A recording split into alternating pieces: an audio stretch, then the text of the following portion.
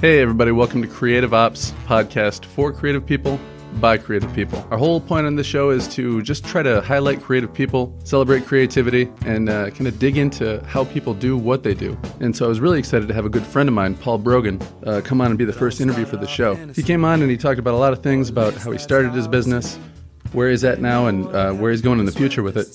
Inspiring story, I thought. I hope you guys enjoy this interview with Paul Brogan, owner of Rivertown Adventures down in Lansing. And if you're in the Lansing area, check them out. Paul Brogan, you're finally in the studio. Took a couple tries, but I'm glad to have you. Tell people who you are, what you do. All right. My name is Paul Brogan, as you mentioned. I'm a small business owner in Lansing, Michigan. Started with my friend Nate, started a business in 2014 called Rivertown Adventures, and we are a full-service canoe and kayak livery, offering kayak rentals, canoe rentals, stand-up paddle boards, and we offer trips on the Red Cedar River, which is a beautiful river running through the campus of Michigan State University.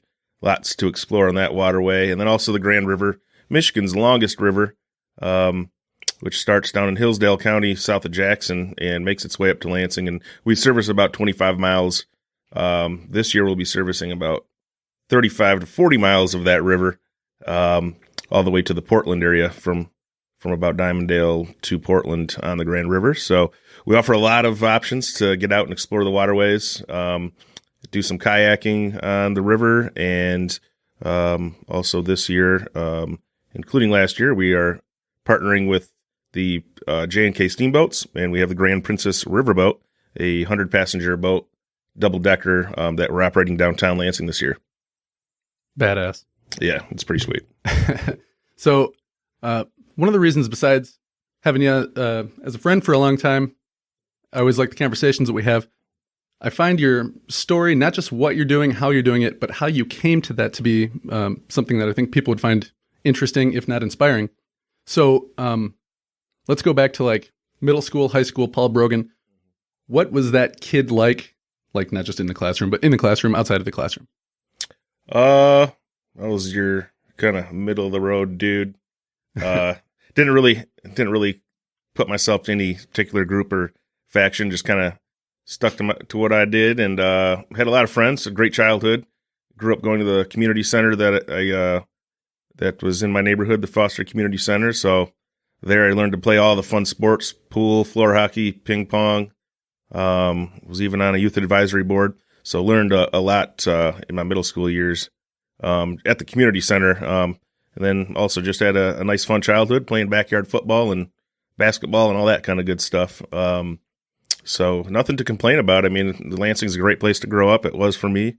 I believe it still is. And from there, it kind of gave me a nice foundation to try to focus on what I was going to do with my life after middle school and high school. Did you know in school kind of have a direction like, I want to be a business owner someday, or was owning a business? I was kind of all over the map for a little bit. I think a lot of people are when you come out of high school. For sure. You have an idea.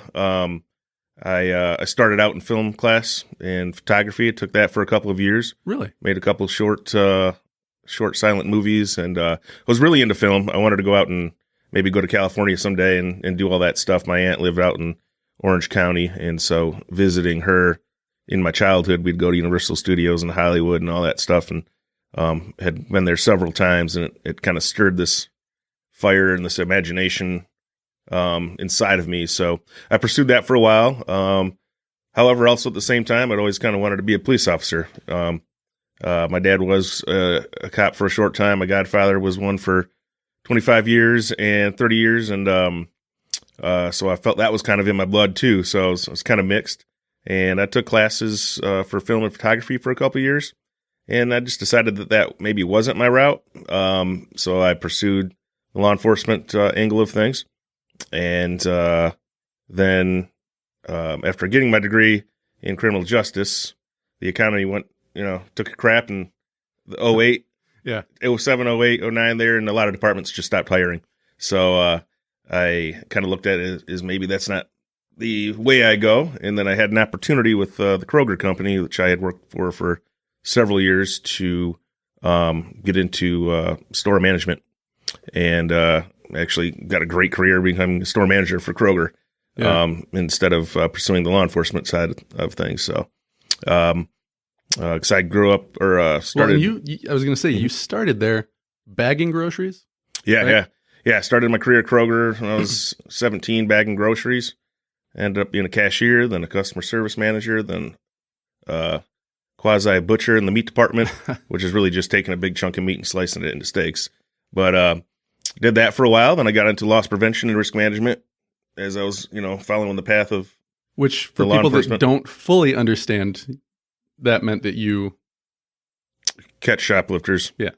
Internal investigations and right. And stuff like that. Yeah, it was a lot of fun. That job was a lot of fun. I would have been nervous that traveled you grab all somebody, over. be like, "Hey, you're not going anywhere with that in your pocket," and they just turn around and stab you or something. Yeah, I mean, and looking back at it, the things I did were really stupid. I mean, I got into some fisticuffs several times, but our policy at the time was no one gets away. So policies have changed through most corporations now. Yeah, rest in peace, Frank. Right? Yeah, you just let them go. But I was kidding. chasing. There's no Frank. There's no Frank. But I was chasing folks in parking lots and across the streets and through the neighborhoods, and it was like real crime fighting just to get that pack of razors back. Just at least.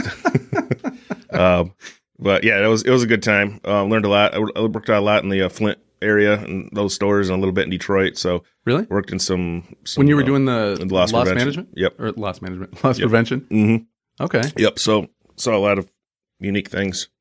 I'm learning a lot about you today that I didn't know. I didn't know that you had that artistic inclination originally, and I didn't know that you worked over on the east side of the state too. Mm-hmm. Yep. So it was kind of a traveling gig. Yeah. So I eventually just kept working my way up through the Kroger company, and they liked me, and I work hard, and so I was able to get a spot doing assistant manager, co-manager for a store. Then eventually got promoted into store management, and before you know it, I was running the same store that I started at as a bagger. Yeah.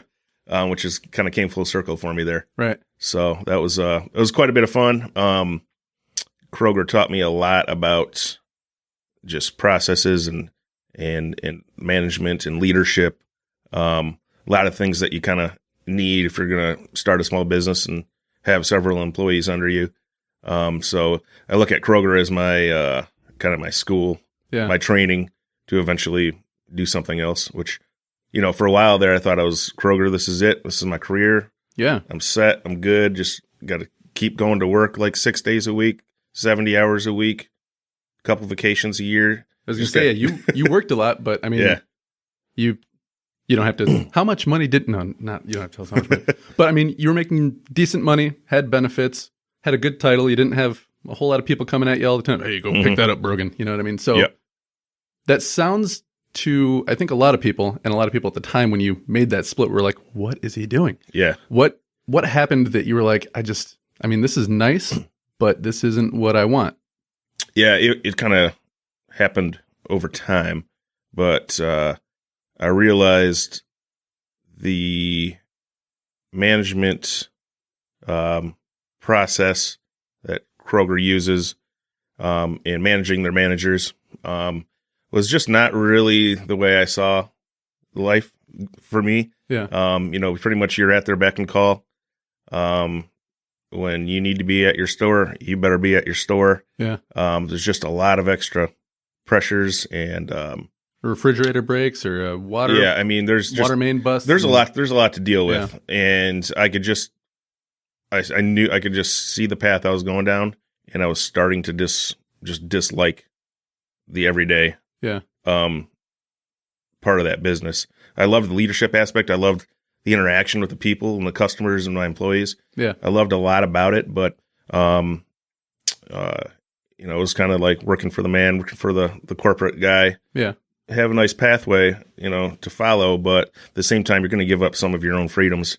Right. And looking down, in my future, if I start a family, having kids, working this type of job, not going to, it's just not going to work. And I saw other store managers struggling, trying to find this balance. And it just wasn't there. So I kind of just said, all right, I'm going to start thinking about different things. I'm going to take a leap of faith. I've got some money in savings.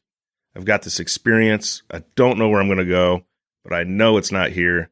And if I don't go now, then I probably won't go because I'll feel too trapped into it. Right. I've got my time at 13 years in at the company at the time. Right. So, I'm starting over, but, no kids, not married, don't have a mortgage. There's a lot of extra things that I didn't have that would allow me to take a leap.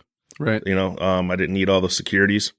So I decided to leave the company in the spring of, I think, 2012 and kind of go explore from there. So it was a big risk.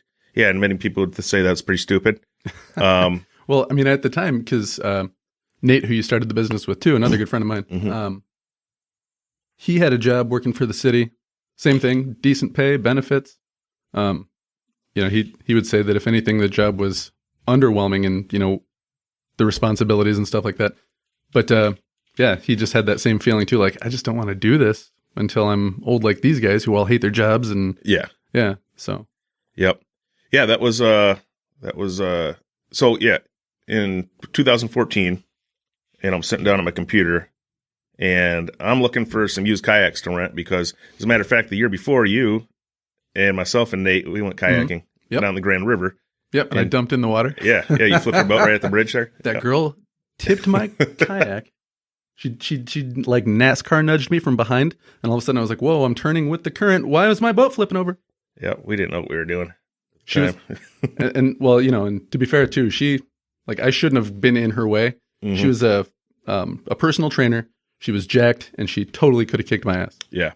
So that's what I get for getting in her way. Instead, she tried to drown you. Yeah. But. So she tried to murder me in the water. Yeah. So anyway, Chris got murdered, almost got murdered in the water last year. Perfect. Let's start a kayak and canoe rental business. Yeah.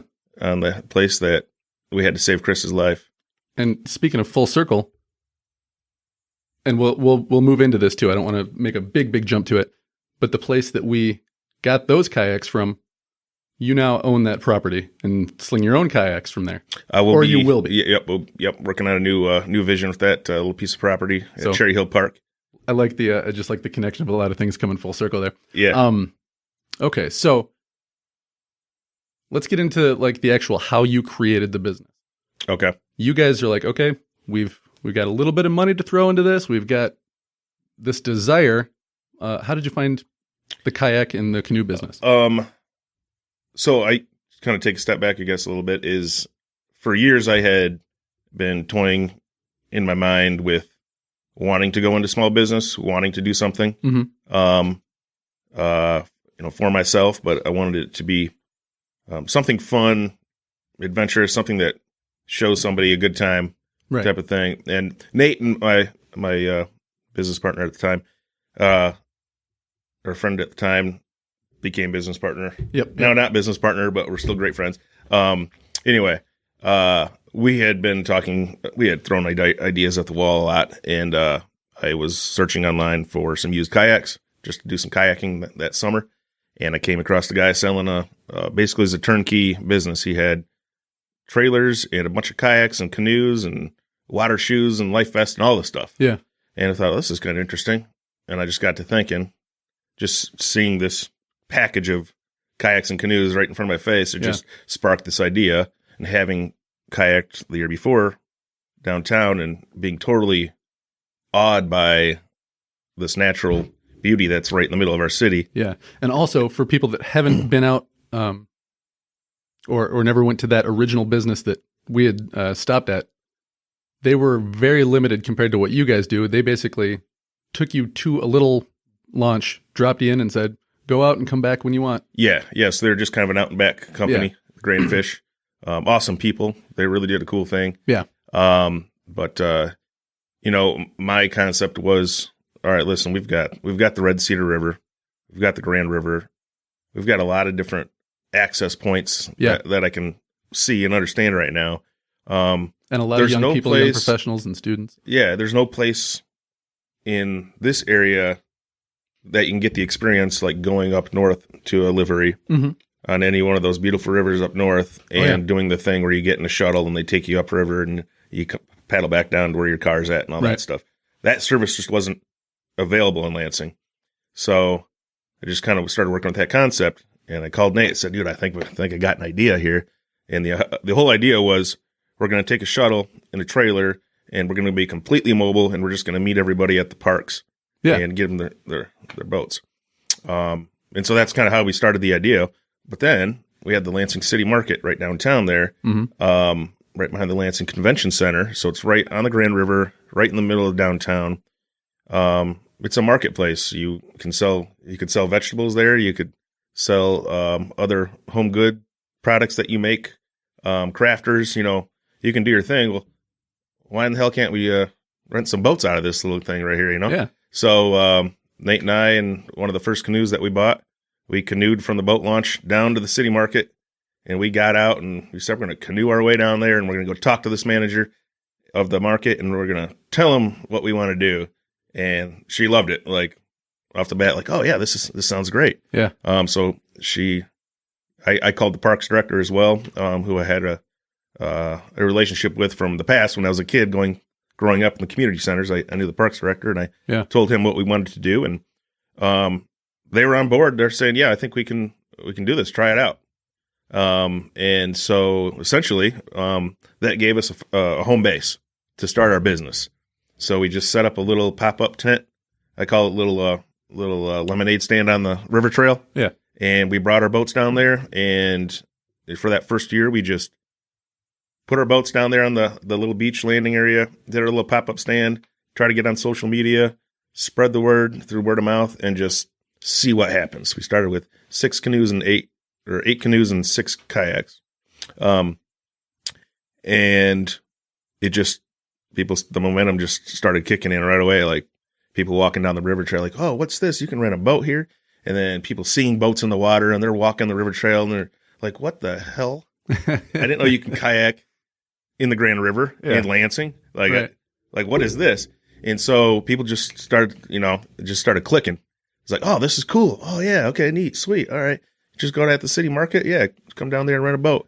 And then, so from there, we ran our shuttle service, and we found a couple of really awesome access points to the river at Kruger Landing on the Red Cedar River.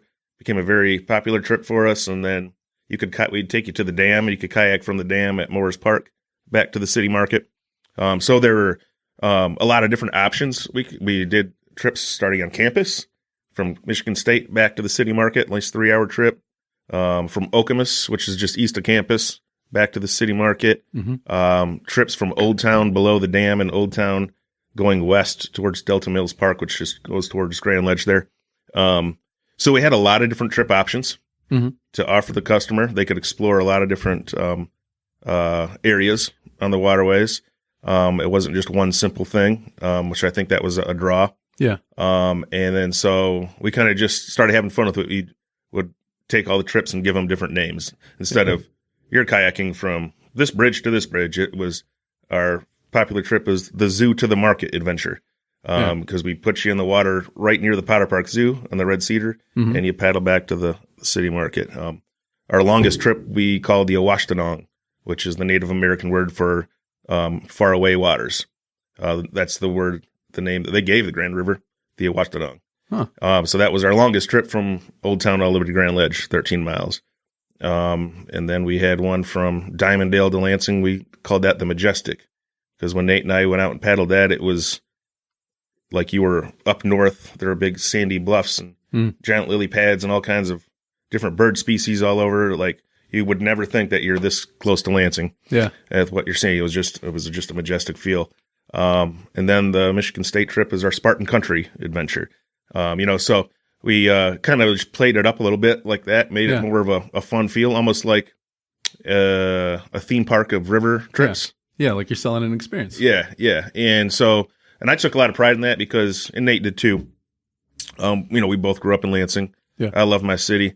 One of the things about doing this business was not just about making money, right? But it was about doing the cool thing for the city that you love, and you grow up and everyone says, there's nothing fun to do in Lansing. Well, here you go. I'm about to give you something. and we've been delivering now for going into our 7th season here this year. So, it just kind of blew up. Yeah. And was it last year or year before that you guys won the state? The tourism award. It was in 2016. Yeah. Yep. From the state of Michigan Tourism Board. Yeah, it was for Seasonal Operator of the Year, right? Seasonal Operator of the Year. Yep. It was a pretty cool award. Especially for being 5 years in at the time. Yep. Our local Convention and Visitors Bureau, the Greater Lansing Convention Visitors Bureau, has been phenomenal supporters of what we do. They're the ones who nominated us for this award. Oh. So have seen all the things that we've been trying to do for the city and the positive effect that it's, made. So that's been a great partnership that we've been able to form with them. Yeah. For sure. Yeah. Yeah. That was a pretty cool award. It was great to take that back to the employees too. So I've got a lot of folks, that have worked for us for several years, that have, come back every year. They stick it out because they love the vision. Yeah. They love what we're trying to do. And that's a sign of a healthy business too. Like you go to a restaurant and you see the same waitress, like, oh, she's been here for 5-6 years now. Well, they must treat their people okay, or at least, have a product that people can get behind, Yeah. Yep. And yeah, I've seen the same people at your place now for, I don't know. Do you have people that have been there since the beginning still? Not the first year, no. But we have, we've got a couple people that have been about 5. This will be their 5th year. Okay. Yep. Yeah. And it's tough. That is one of the challenges with this business is the more we want to grow, the more options we want to put on the, put out there for customers, the more employees we need. Because it's seasonal, you can't guarantee your employees coming back because, we have a lot of college kids that use it as a great summertime job, which is perfect for that. You have others that are trying to grow their career maybe in other ways, and this job just kind of fits for them for a summer or two. Yeah. But then you have some that really, again, just love what we're trying to put together here and want to do some of their own small business endeavors eventually. And this works for them to work with me every summer. Yeah. And you need that because you have to have experienced employees coming back every year that can just jump right into the system. Yeah, you don't want to spend the first 2 weeks of every year training everybody everything over again. Yeah, exactly. We our employees that take phone calls, we've got to know where all the landings are, where all the trips are, how long is every trip, how to answer the request for large group trips or small trips, or can I bring my own boat? Yeah, you can bring your own boat. And they're always pretty sharp with it too.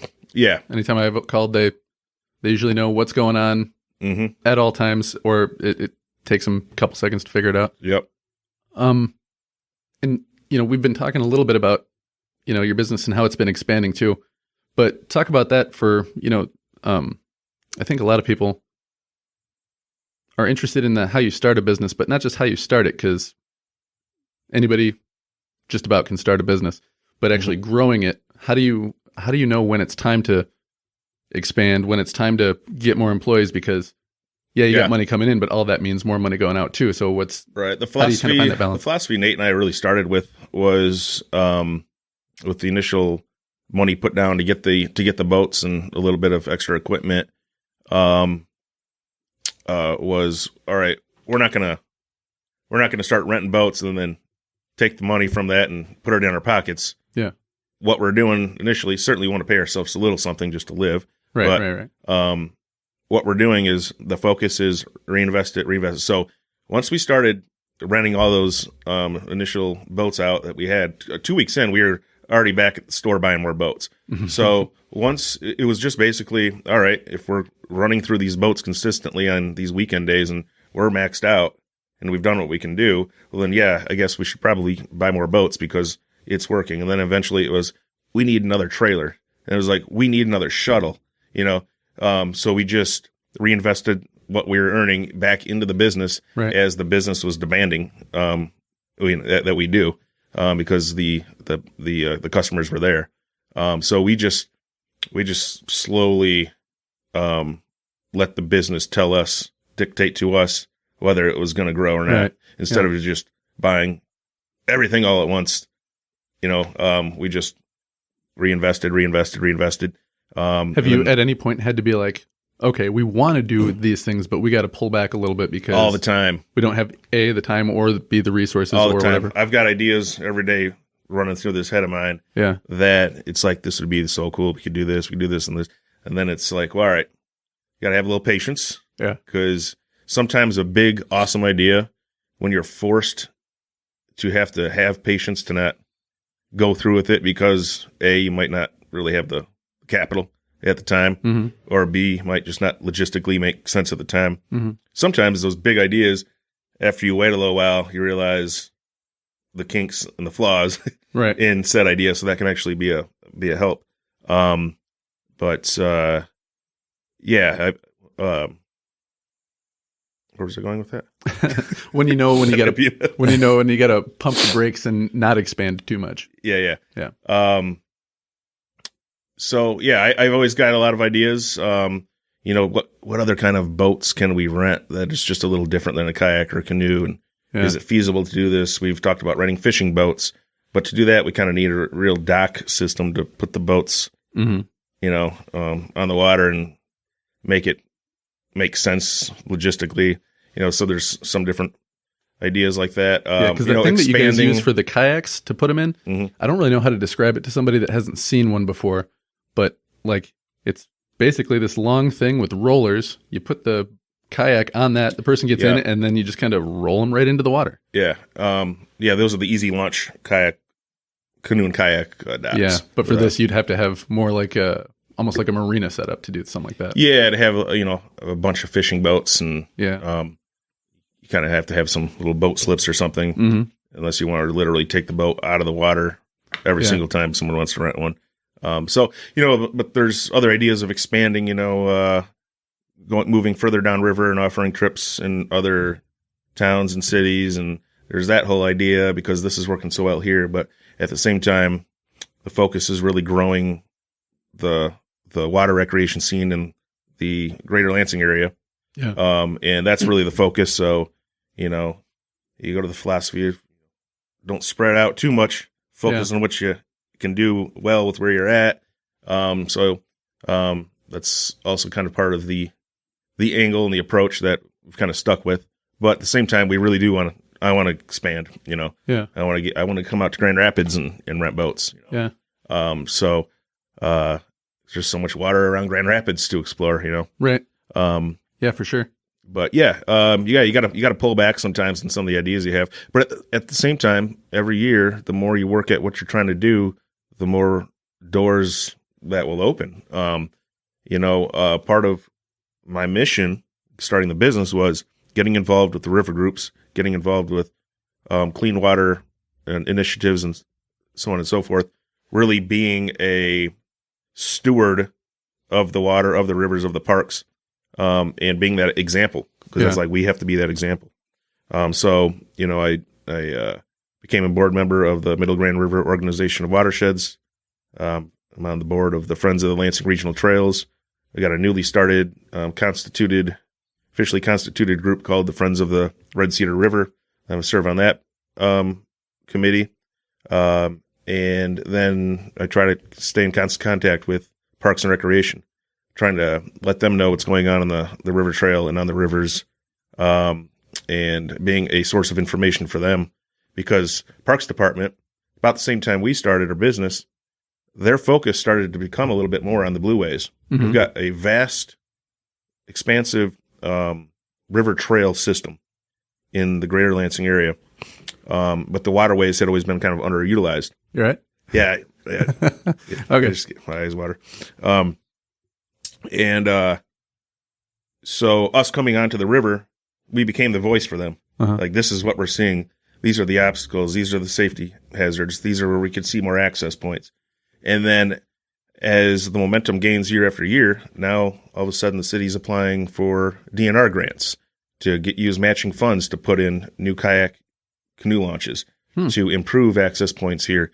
The Middle Grand River Organization of Watersheds has got the Middle Grand River to be a designated water trail sanctioned by the DNR.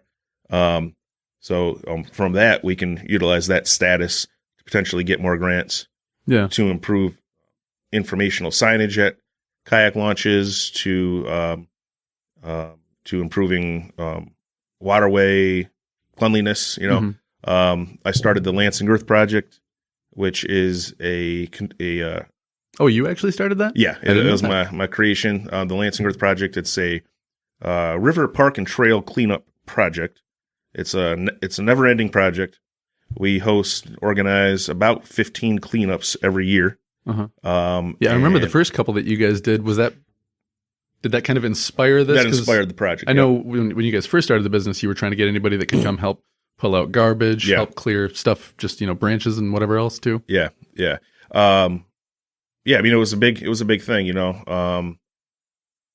In talking about one of the challenges with this business and starting this business, and one of the reasons why you think maybe it won't work, and I think the reason why we had a lot of doubters, was in the Lansing area. It's an densely urban area. Mm-hmm. You've got a lot of storm drains running into the river. Mm-hmm.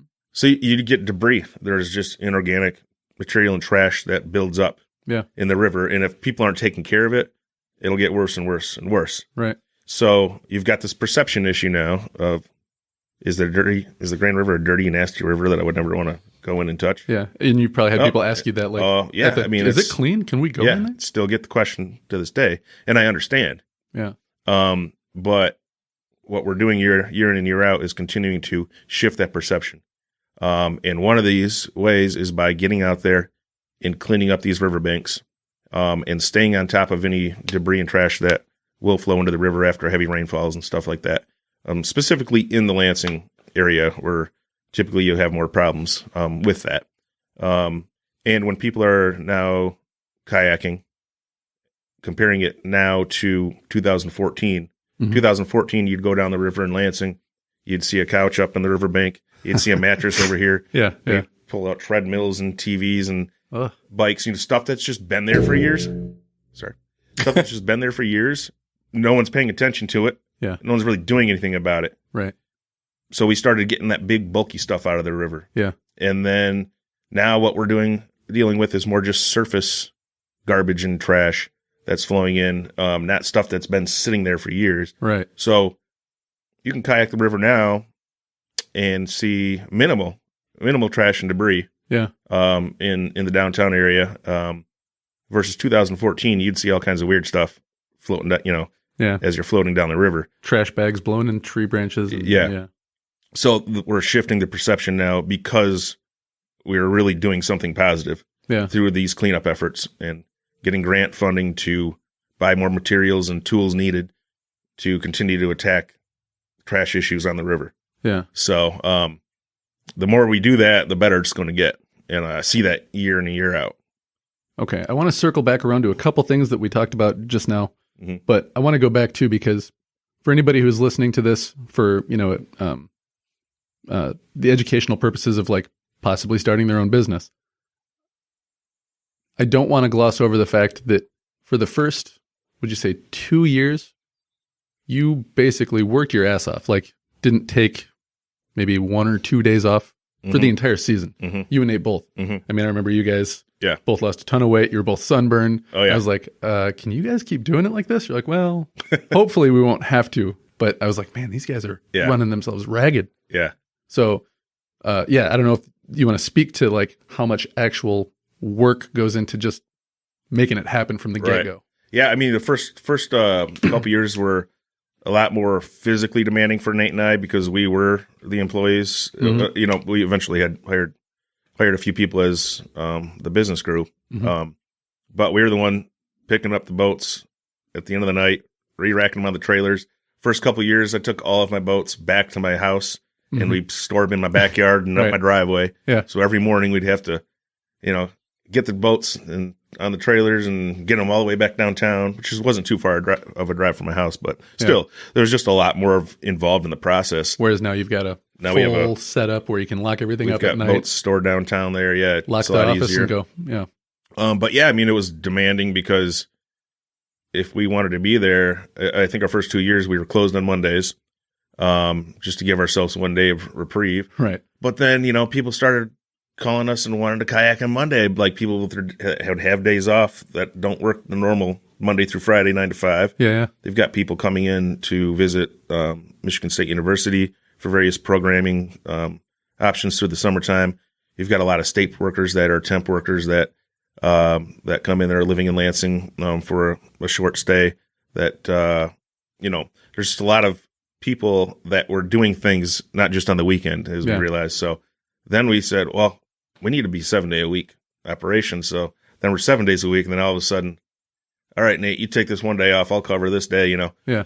But still to this day, I don't have to go down there and physically schlep the boats as much as I used to because we have more employees now. However, my focus is shifted on growing the business and managing it from a higher level. And that still certainly is time consuming. I mean, the summertime, it's still every day. Yeah. I mean, it doesn't turn off. All the branching out too, because it started, like you said, couple kayaks, couple canoes. Mm-hmm. You got bikes now. You got stand-up paddle boards. Yep. You've got the riverboat, and we're going to come back to that too. Mm-hmm. So yeah, it's definitely blew up and became a much bigger thing than when it started. Yep. But I want to talk a little bit about how important like collaboration has been for you, because I know you do a lot of things. You've done stuff with. Did you guys do stuff with Bigby? We've done a couple of cleanups with their corporate office. Yeah. Okay. They came out and did some river cleanups with us. So Bigby came out and did some stuff with that. You guys do Oars and Ales every year with Lansing Brewing Company. Yep. So how do you go out and make those kind of connections? And also too, like the boards that you're on, and I want to come back and spend a little bit more time specifically talking about starting that organization, the Lansing Earth Project. Mm-hmm. But yeah, do you reach out to people? Do they reach out to you? Is it a little bit of both? How do you go about handling, those new relationships? Part of my philosophy with small business, especially and with what we're doing, is finding ways to collaborate with other small businesses. If you do that, then you can support each other. Then you've got two marketing arms, reaching customers, and it made sense for us to be at the Lansing Brewing Company right across the street, across Cedar Street from where we're located downtown. And, I wanted to find a way to do something more fun on the river that's an interactive experience, not just floating. Right. So we, I approached Lansing Brewing Company and said, hey, I've got this cool idea. We're going to do river games on the river. We can pick all your people up. You can pick everyone up from the Lansing Brewing Company. We can take them upriver. They can float down, and we're going to have different games on the river they can play. And then we'll have like a little taco stand or something at the boat launch. Yeah. When they're coming down the river, they can get a taco. And if people were interested to know, you can drink while you're on the river too. Yes. Just, don't put yourself in a dangerous position. Don't litter, that kind of thing. Yeah. And it would be really nice too, because I've helped you and your crew at the end of the day.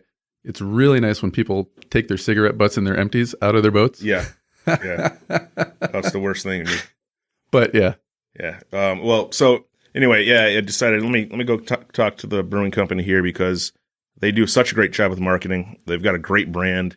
They're Lansing Brewing Company. We're doing the thing on the river in Lansing. Why wouldn't we collaborate on something here, right? So they thought it was an awesome idea. They love doing events and hosting events at their brewery. So the Oars and Ales kicked off. We did 2 of them in our first year that we did Oars and Ales. About 100 people per event. And you sign up ahead of time and you pay your $50. And then on the day of, for your time slot, you show up at the brewing company, you get a big crowler of beer of your choosing, your flavor, can of beer. You get your Oars and Ales t-shirt, and then we have usually sunglasses or some other type of swag that you get with it. And then Rivertown Adventures takes you from Lansing Brewing Company up to the Red Cedar River, where you paddle back down to the city market for about 2 hours.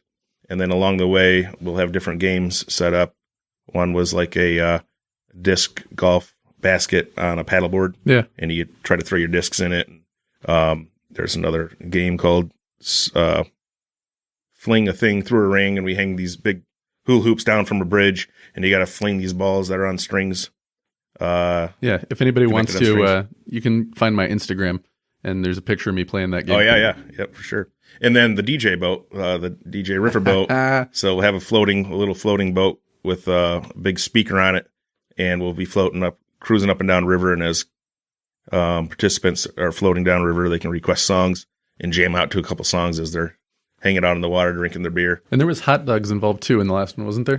Yeah. Hot dogs or tacos? It was tacos. Tacos. Yep. So there's the boat launch a little further down river that we'd have Moose Jaw. They were the sponsor of it too. Nice. And they'd be out there passing out tacos. So everyone gets a little hungry towards the end of their trip. So that worked out real nice. So it was just a different way to go down the same section of the river, but have some sort of interactive element. Yeah. And you're also part of Lansing Brewing Company, and you're drinking their beer, and, we're doing our thing. So that was a cool collaboration there for sure.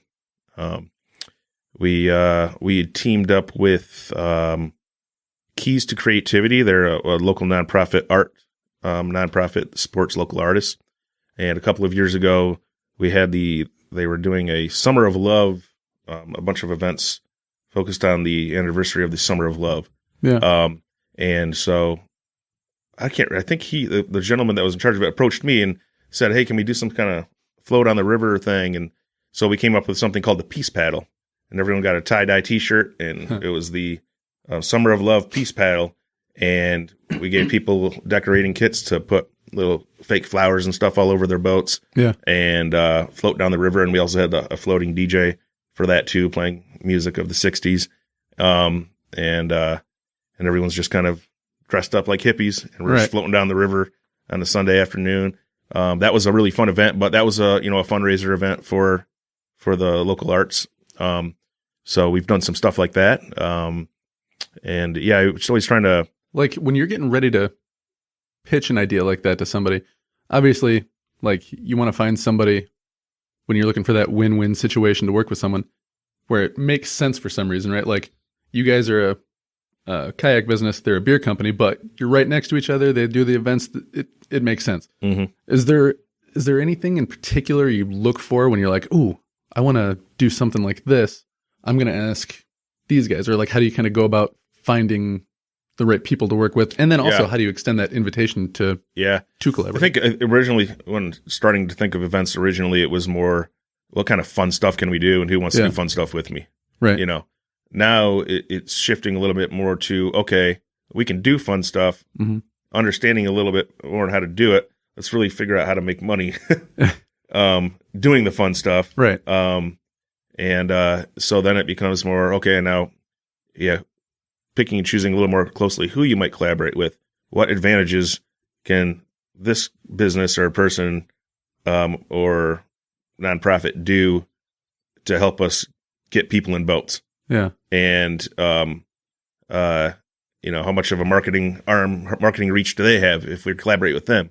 How many more people are going to see our business collaborating with these people versus these, So now I started to look at those things when trying to think of new events to do on the river or along the trails and things like that.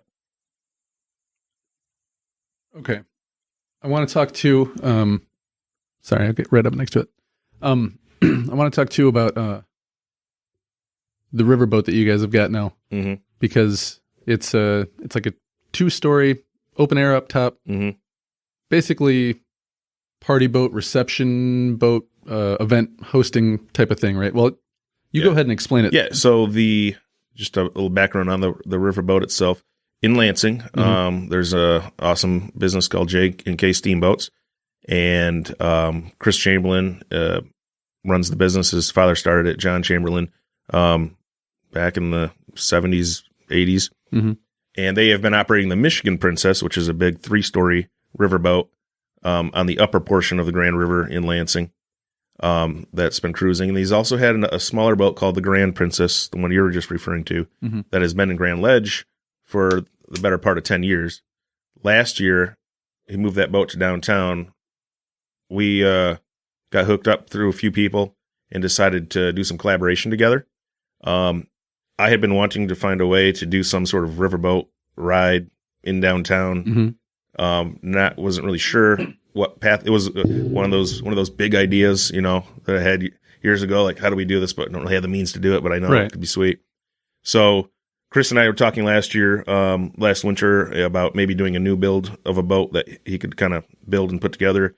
But then as time went on, he was like, well, I've got this Grand Princess riverboat in Grand Ledge. I get some bookings, but if we move this one to downtown, it could work down there. We could book this thing out, a lot more, and people would love it. Yeah. It'd be a great showcase for downtown as we're trying to do all these things on the river. Right. So, so the Grand Princess, it's a double-decker.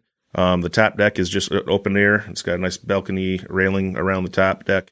And it can hold 140 people if you pack it tight, but really 100 people is probably about the max between the two levels, because you also might have a little bar on board or some food and catering and stuff like that. But so we rent that out for private parties. We will also hold some events where you can just buy a ticket and take an afternoon cruise on the boat through downtown. Mm-hmm. So we're doing some different things with that. This is our second season. Last year was very much trial and error year. I remember watching some of the guys getting trained to drive that thing. It's kind of impressive to see that thing crawling down the Grand River. It's a pretty big boat. When you're not used to seeing it downtown. And the river is not, it's not super wide down there. So turning that thing, you have got a little bit of clearance on either side of the boat when you're turning that thing around downtown. But it worked out really nice last year. People are excited about it. We're already getting phone calls to book it out for this year. And again, it's a great showpiece for downtown. And so really excited to continue to bring a lot of fun, on the riverboat side of things. One of the things that I realized, through the years of doing the canoe and kayak rentals is there are a lot of people that want to experience the water, but kayaking and canoeing is just not right for them. Yeah. Either they just don't like being that close to the water. Well, you get a lot of people that physically do it and they are still can't do apprehensive about it. Like, yeah, sure. Oh, is this safe? Yeah. Are you sure I can do this? Or it's a family with a lot of kids and getting all the kids in little boats and stuff. Yeah. It's not really necessarily, doesn't feel like the safest thing to some people. So having a riverboat option where we can get those people now on the river and experience that. So, our demographic of customers ranges now with having the riverboat anywhere from a very small child up to, 100 plus years old. Anyone can experience something on the waterways in Lansing downtown now. Yeah. And so that's another reason why this riverboat is so important to the experience of downtown. Yeah, because that extends that to everybody. Exactly. Yep. So that's going to be big for us this year. I'm really excited about it. You can find information about the Grand Princess on our website at rivertownadventures.com. And we'll be updating our website here for the upcoming season throughout the month of March. And then in April, we'll have some new special events that we're going to announce for the season with the riverboat and with kayaking as well. The other thing we're introducing to go along with the riverboat this year that I'm really excited about is our water taxi concept. Our focus is to get a smaller boat or two. Mm-hmm. We want to do electric motor. So that's the focus. But what we want to do is be able to have a water taxi that could take people from Old Town, which is downriver, right, to the downtown area, to the boat launch at Cherry Hill Park, and eventually upriver to Rio Town, which is another up and coming fun area, neighborhood in Lansing that's also connected to the river. Yeah. And also this boat could take you all the way up to Potter Park Zoo, essentially too. So what we're doing now this year is to try to get these boats so we can create more destination points on the river. And so we're going to come out with this concept of let's just take a Friday or Saturday night in Lansing, and you want to have a night out in the town with your friends, and you want to do something different. You want to do some bar hopping, or go to a restaurant, and then maybe hop on the water taxi and let that take you from Old Town to downtown to get off there and go to the brewing company. Yeah, have a beer, hop back on, maybe go up to Rio Town, get off there, go to one of the few bars that they have there. Yeah, and really use the river as a way to commute from town to town to town. Right. Without having to drive. So you want to do that. There are a lot of events through the summertime at Outer Riverfront Park and the Blues and Jazz Fest in Old Town. And there's some other festivals in Rio Town. I was going to ask too, do you guys still, are you still planning on taking the riverboat and doing some of the festivals on the side of the river there? Yeah, I mean, there are some festivals that we can work with. Yeah. And the riverboat provides an extra opportunity for something for the festival to have, for their patrons, because you've got the Riverfront Park right there, right in downtown. It's where the Common Ground Music Fest has always been held for the last 20 plus years. Mm-hmm. You've got the powwow that comes every year. You've got several other festivals that happen along that park there. We've got the 4th of July is a huge day downtown with the fireworks and watching the fireworks from I still haven't the been river. down for a 4th of July on the river. I want to do that this year. Yeah. So there will become more and more events downtown that having a riverboat down there only helps with the experience. Oh, yeah, for sure. Last year, the Community Foundation had raised a bunch of money through some private donors and corporations to build this brand new $1.2 million park along the river trail right downtown, pretty much where we're located. Mm-hmm. And there's this little fun beach area now. There's a lighted forest with LED lights at night when you're walking down the pathway. You've got new seating, new stairs that step down to the river with the nice overlooks. Really beautiful park. Very, very well done. But that is going to basically be another destination place where more events can be held. Right. And so the more that we can get programming downtown there where the kayaks are and the riverboat can, roam around, the more exciting we can make Lansing in the summertime, in the spring, summer, and fall, really. So yeah, we're excited to, continue to work on this process, and working with Chris Chamberlain with J&K Steamboats has been really fun. Yeah. And we've got quite a vision for where we want to take things, in the coming years. So it's one step at a time. Yeah. I'm amazed how far it's gone already. So yeah. Same here. And it just snowballs and things get bigger and bigger and bigger. Mm-hmm. It's fun to watch. Yep. All right. I think we're moving towards the end of this, but before we start wrapping up completely, I just want to make sure that I don't misconstrue anything and that we didn't miss anything. So some of the things that I've kind of learned today from the perspective of, so you're thinking of starting a small business. Here are some things to keep in mind. Don't just jump into something. Find something that actually works for you and that you like to do. Look for people that you can collaborate with, and, you can both boost each other up with the win-win. You got to work hard. Mm-hmm. Like there's really no way around that. Just putting in the elbow grease at the beginning, is there? Mm-mm. Yeah. No, yeah. It'll never stop. But, but right. that's why you got to really enjoy it. Yeah. Or else it'll be like for me when I was at Kroger, I worked my butt off. Yeah. I got paid pretty good. But I didn't like it. Yeah. I started to hate it. You punch the clock that and was immediately enough. Start waiting for the day to be over. Yeah. What are some other big things that you would recommend to somebody, like maybe even in the case of, I learn the best by failing at things. And I think a lot of people are kind of worried about failing, but like you kind of have to embrace that too. What are some things that you learned along the way? And then also, what were some things that happened while you were putting this business together that you were like, whoa, I did not see that coming? Something that maybe somebody can learn from some of your experiences getting this off the ground.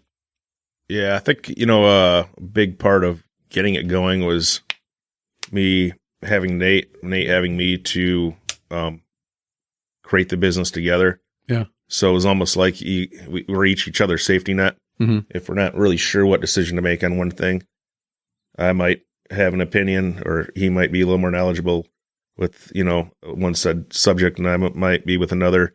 And from there, we were able to, I think it made it a little stronger, a little easier to go forward.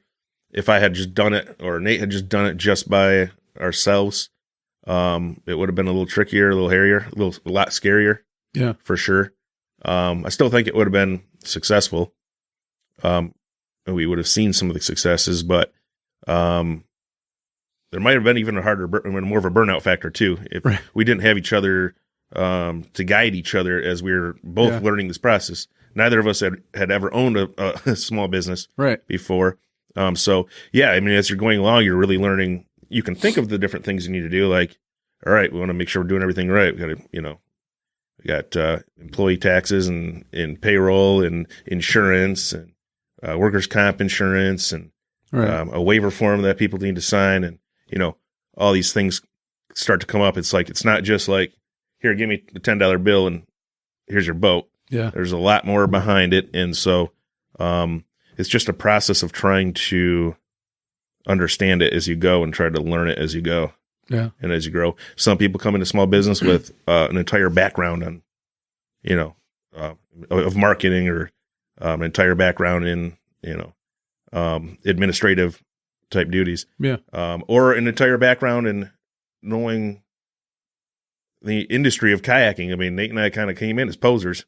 Like we were just little recreation dudes wanting to float in the river. Yeah. Where there's this whole, industry of professionals.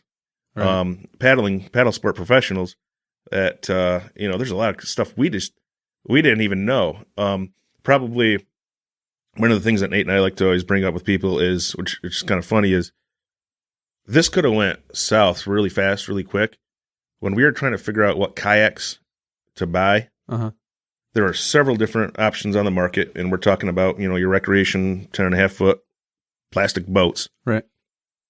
And we stumbled across this great deal at Menards, of all places, that were selling these really cool boats with 2 cup holders, a little wider. They looked comfortable, bright colors. We're like, all right, let's do these. And then there's also like another brand like Pelican boats. And there's such a difference in someone getting in the boat that we have that doesn't have much experience, because it's a wider boat. It's a little more stable. So if you're just kind of floating, you can stay up more. The boat, when we were talking about you flipping your kayak, those boats were quit hitting the microphone. Yeah, sorry, geez. It's like a nice sound here. Those boats were didn't have as wide of a hull and much more easy to tip. Yeah. And so we just kind of stumbled upon the right boat for the type of river that we're working with, just kind of a floating type of river. Yeah, I could imagine what a headache it would be if you had to like return a small fleet of boats. Yeah, if we had bought a bunch of boats that were just a little more narrow, had a little more of a tip effect. Yeah. Where you needed your customer to have a little bit more experience, really. Right. We would have been having people tip all the time versus our tip ratio or tip rate. It's pretty good with these boats. So we just kind of happened to stumble upon the right boat that just seemed to work, and we kept getting good deals to buy more of these same boats. Yeah. Going into it, we didn't really have a clue. I mean, we were looking at all different kinds of boats to buy. We just didn't really have a clue, And so we could have chose a bunch of boats that ended up being the wrong boat right off the bat, and we avoided that. So just by the luck of the draw. Yeah. Well, I think with any success, you got to have a little bit of luck too. Yeah. I mean, you got to prepare, you got to work for it, but yeah, I'm sure luck plays into it. I mean, well, you guys got some free press from somebody on the radio, came down, got in one of your boats, and then started talking about it on the radio. Oh, yeah, just past summer. Michigan Public Radio. Yeah. So, they did a piece on storm drain, sewer separation projects and storm drain overflow issues. Because, we had a lot of areas in Michigan last June with all the rain that we had. Yeah. We had a lot of cities that were their sewer overflow system was essentially, there's too much storm water trying to push through the storm drains that would, and then that was filling up in the sewer drains. There's so much extra water going into those because of all the rain we were having that the sewer water was overflowing into the storm drain. And then so sewage was going into the river. Lovely. And this was happening in many, many areas. Yeah. So it kind of became this issue, this topic, and it's just like, yeah, that's great. We need to talk about this problem. Lansing has got to finish their storm sewer separation project, so you don't have overflow issues like this. And we don't get sewage in the river. Yeah. And so he came out and wanted to kind of understand a little bit more about what are we doing, what can people do to help protect the waterways, what type of policies need to be in place to further advance progress. One cool thing that Grand Rapids has done is they have completed their entire sewer separation or sewer overflow project. So all of their storm drains are disconnected from their sewer drains, so they won't have overflow issues. They won't have raw sewage flowing into the Grand River, which is a good thing. Versus Lansing got about 30% through the project, and then through funding and cuts and stuff like that, had to stop the project. Oh boy. So there are some municipalities that struggle getting the project complete, and there are some that have been prime examples, like Grand Rapids. Yeah. But keeping in mind when there are sewer overflow issues, it's when we have super heavy rainfall events, and generally anything that goes in the river, it's going to flush away. So you might have higher bacteria levels for 24, 48 hours. Yeah. Depending on how much rainfall we got. And then usually, it washes away, it dissipates. It's not like it sits there and just lingers. Right. Yeah. But makes it to Lake Michigan. Well, what was I going to ask you too? Oh, yeah. So the stuff that you do with the Lansing Earth Project, I'm always curious when someone says, I started a charity or a foundation, like, what's the process of actually starting that kind of thing? So the Lansing Earth Project, the inspiration behind it was, let's use the community. Let's use volunteers that love our parks and our trails and our rivers. Let's give them a platform, a really easy platform to volunteer their time to pick up trash and debris along our trails, in our parks, and on the waterways. And by doing that, we are fulfilling my initiative of wanting to be a good environmental steward of the places that we live and I'm operating a business on, So we just started doing cleanup projects in general, just small projects here and there. And then I said, we need to create a real brand for this, because we can raise money and get all the tools we need. We've got the backing of the Parks Department, the CVB, and we've got all of this working for us. Let's raise money. Let's get the tools. Let's get the equipment. Let's make this a real thing. Yeah. And then we can have corporations come out with their groups of people and do massive cleanups. So we can stay on top of it. What's first things first? Do you start a website? Do you have to go register so like a nonprofit somewhere? Or? This is what I did. So in order to really be a fundraising entity or seek grant funding, you really need to be a nonprofit 501c3, generally speaking. I approached the Middle Grand River Organization of Watersheds, which I'm now serving on I serve on their board now. And because they are all about protecting, preserving our watershed. And I said, hey, I've got this great project. They knew me with the kayak rentals. I've got the boats and the trailers. I can transport people, pull up and down river. Yeah. We need tools, need supplies. Can we take the Lansing Earth Project and make that a subcommittee under MGROW's umbrella? So essentially, the Lansing Earth Project was adopted by the Middle Grand River Organization of Watersheds. And through that, we can apply for grants because they're an official nonprofit. So we basically are a Lansing Earth Project is a subcommittee project of the Grand River Organization of Watersheds. So that's your brainchild that was kind of born out of some of the other relationships you had already made. Yeah. Yeah. You start to see how things can kind of piece together. Yeah. Start working with different entities and focusing on ideas. All right. Well, we've been at it a little over an hour. Wow. If you had any parting advice for someone who wanted to start a small business, they're just kind of, they haven't got that push to do it yet. What's your advice and your outlook for someone like that? I would say, as much as you're always going to want to rush it and do it and get it going, be patient with your idea. Be patient with the process, and always make sure that you're always ready to give it 100%. Because if it's just an idea and you get into thinking about it more, you'd be like, oh, it'd be cool to have the business. I don't really want to run the business. Then it's probably not right. Yeah. So, and just do your diligence on researching what it is you're trying to create. And focus on the creation and the vision and execute your plan. You got to execute your plan. Anything for maybe somebody who's already kind of in that area and just started, as far as networking, marketing, getting your name out there? So like how to really do that? Yeah. I mean, once say you've got a business, but nobody knows about it. How? Yeah. What? Yeah. I mean, certainly there are a lot of ways to go about that. The way we started was word of mouth, and just people seeing us on the river. It was kind of organically crafted, and then through Facebook and social media, we gained more steam. We didn't put a bunch of money into advertising, right?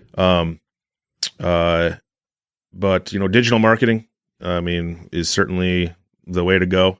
You can reach a lot more viewers through that process than I think a billboard. Now, billboard, do you get like people pop-up ads type things, or like I haven't done a lot YouTube of video, or what do you mean? I'm doing a little more of that this year. I haven't done a lot of that in the past. Honestly, for these first 6 years, it's been heavily relied on just getting like little radio spots here and there, our social media, our Facebook, our website, and just driving people to our website so they can just understand who we are and what we're doing. I haven't spent any money on major radio ads or billboards or TV or anything like that. Yeah. It's been a little more grassroots. Because again, we're a seasonal business. Yeah. So when you spend the money, when you spend those marketing dollars, you got to capture it all like right now. Yeah. Because once October hits, November, December, January, people kind of are going to forget about it. Yeah. Going to forget about my business because it's so seasonal. So you got to be careful on how you spend those dollars. Right. That's something I've realized. Yeah. So, just got to go out and market it and hawk it the way you think's best for your business. Yeah. Well, cool. I don't know, Jason, my trusty producer. You're a bit of an entrepreneur and a businessman. You're always looking for a good side hustle. You got any questions for a successful small business owner? Not really. I'm interested to pick his brain after the podcast to talk about some things, some ideas that popped in my head when he was talking about growing a business. I perked up a little bit. So, yeah. Well, cool. Paul, thanks for coming in. Before I let you go, tell people where they can find you, where they can find your business, and anything else that's coming up new this year, or any events that you got going on. Okay, yeah. Look for us. rivertownadventures.com is the website. You can find us on Facebook at Rivertown Adventures, also on Instagram. We are located in downtown Lansing. We've got a spot right behind the Lansing Convention Center near the old City Market building at Rotary Park. That's where you can rent a boat. We're also working on a second location within Lansing to do a potential little food garden, food truck deal near the park, which is something we're working on now. We'll have more announcements shortly. And then we have a lot of special events through the summer. You can check out our Facebook page and our website for all of the special events that we'll have planned. And we'll really be starting to broadcast those events sometime in April.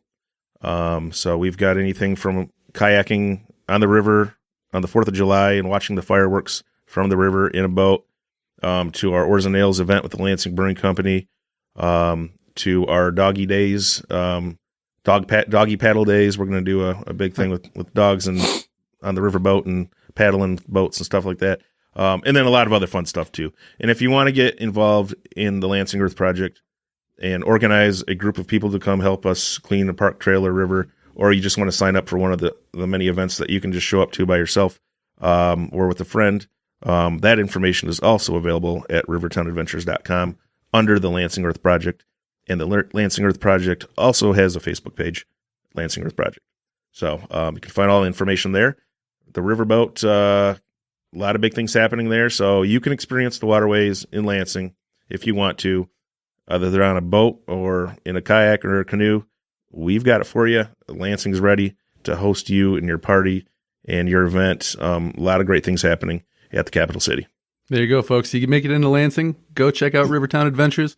If you're there for Michigan State stuff, if you're there for a big event going downtown, you live in the area, you're looking for a cool date, place to take your kids, something like that, check them out. rivertownadventures.com. Thanks a lot, Paul. All right, thank you.